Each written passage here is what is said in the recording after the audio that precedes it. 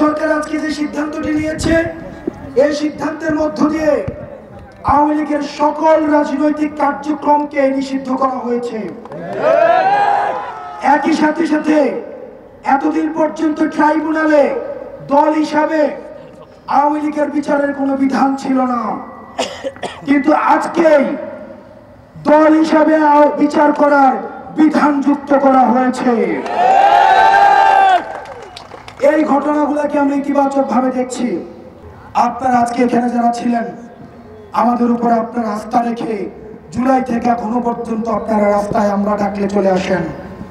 আগামী 2 দিন, আগামীকাল সরকারি বন্ধ, এবং আজকে আমাদেরকে বলা হয়েছে পরশুদিন অর্থাৎ সোমবারে আমাদের আজকের যে ঘোষণা সরকার দিয়েছে সেটির প্রজ্ঞাপন পরিপত্র জারি হবে আগামী সোমবার। আমরা এই সোমবারে প্রজ্ঞাপন নিয়ে আমরা আনন্দ মিছিল করব। সে পর্যন্ত আপনারা সুতীক্ষ্ণভাবে মাঠের প্রতি আপনারা পর্যবেক্ষণ করবেন। একই সাথে সাথে আপনারা এখন নিরাপদে যার যার বাসস্থানে ফিরে যান। তবে তবে তবে আমাদের সুতীক্ষ্ণ পর্যবেক্ষণ রাখতে হবে, এবং আমাদের পরবর্তী কর্মসূচি আমরা আবার আপনাদেরকে জানিয়ে দিব।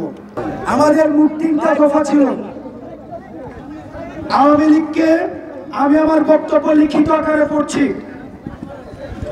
আওয়ামী লীগকে সন্ত্রাসী সংগঠন ঘোষণা করে নিষিদ্ধ করা, আন্তর্জাতিক অপরাধ ট্রাইব্যুনালের আইনে আওয়ামী লীগের দলগত বিচারের বিধান যুক্ত করা, এবং জুলাইয়ের ঘোষণাপত্র জারি করার দাবিতে ফ্যাসিবাদ বিরোধী ছাত্র জনতার আন্দোলন, এই অন্তর্বর্তীকালীন সরকার কর্তৃক আমলে নেওয়ার এই যে ঘটনাটি আজকে ঘটেছে সেটিকে আমরা ইতিবাচক হিসেবে দেখছি।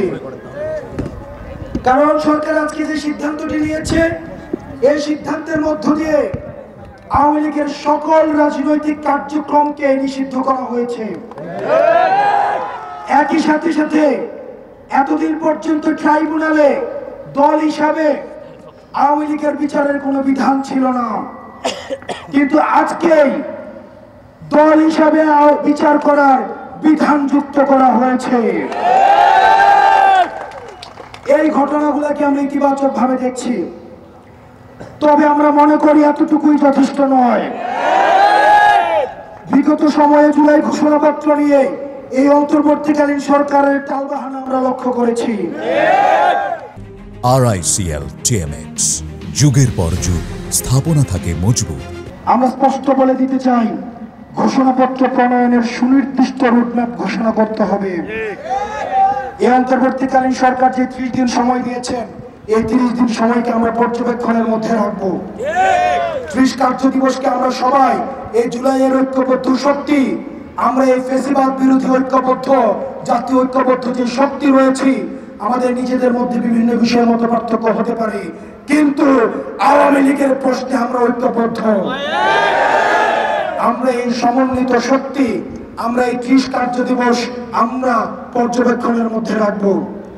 জুলাই ঘোষণাপত্রে রাজনৈতিক জনগোষ্ঠী হিসাবে আমাদের ঐতিহাসিক সংগ্রামের বিবরণ, জুলাই গণহত্যা সহ আওয়ামী ফ্যাসিবাদের শিকার ভুক্তভোগীদের মর্যাদা প্রতিষ্ঠাকরণ, জুলাই যোদ্ধাদের সুরক্ষা ও নিরাপত্তা নিশ্চিতকরণ, এবং ফ্যাসিবাদ ব্যবস্থার বিরূপ ও নতুন রাজনৈতিক বন্দোবস্ত বাস্তবায়নের কথা আবশ্যিকভাবে উল্লেখ করতে হবে। একই সাথে সাথে আজকে যেই আওয়ামী লীগ বিষয়ে যে সিদ্ধান্ত হয়েছে, সেই সিদ্ধান্তের প্রতিফলনও আমরা এই জুলাই ঘোষণাপত্রে দেখতে চাই। আমরা আরো ধার্তহীন ভাবে বলছি, অন্তর্বর্তীকালীন সরকার কর্তৃক নির্বাচনের ঘোষণার পূর্বে আবশ্যিকভাবে বিচারের রুটম্যাপ আমাদের সামনে ঘোষণা করতে হবে। চলমান আন্দোলনের মধ্য দিয়ে আওয়ামী লীগ প্রশ্নে জুলাই অভ্যুত্থানে তৈরি হওয়া জাতীয় ঐক্য নবায়নের সুবর্ণ সুযোগ আমাদের জাতির সামনে হাজির হয়েছে। ফ্যাসিবাদ বিরোধী সকল রাজনৈতিক দল, পক্ষ ও মত এবং সরকারেরকে উপরোক্ত 3টি দাবি পরিপূর্ণ ও যথাযথ বাস্তবায়নে এবং জুলাই ঘোষণাপত্র উপরোক্ত 3টি দাবির যথাযথ প্রতিফলন রাখতে ঐক্যবদ্ধ ভূমিকা পালনের আহ্বান জানাই। আমি আবারও পুনরাবৃত্তি করছি, আমাদের নিজেদের মধ্যে হয়তো বিভিন্ন পলিসি ডিসকাশন নিয়ে আমাদের মধ্যে দ্বিমত থাকতে পারে, কিন্তু আমাদের জুলাইয়ের ঐক্যবদ্ধ শক্তি আপনারা প্রমাণ পেয়েছেন, অন্তর্বর্তীকালীন সরকার প্রমাণ পেয়েছে এবং পতিত ফ্যাসিবাদী শক্তি প্রমাণ পেয়েছে। আমাদের নিজেদের মধ্যে পলিসি নিয়ে যতই বিভাজন থাকুক, আওয়ামী লীগের প্রশ্নে আমরা ঐক্যবদ্ধ, ফ্যাসিবাদের প্রশ্নে আমরা ঐক্যবদ্ধ। সুতরাং যেই চ্যাপ্টার 5 আগস্ট ক্লোজ হয়ে গিয়েছে সেটাকে আর রিওপেন করার সুযোগ নাই। যখনই আপনারা রিওপেন করার চেষ্টা করবেন, তখনই এই জুলাইয়ের ঐক্যবদ্ধ শক্তি আমরা সমন্বিতভাবে আপনাদেরকে প্রতিরোধ করব।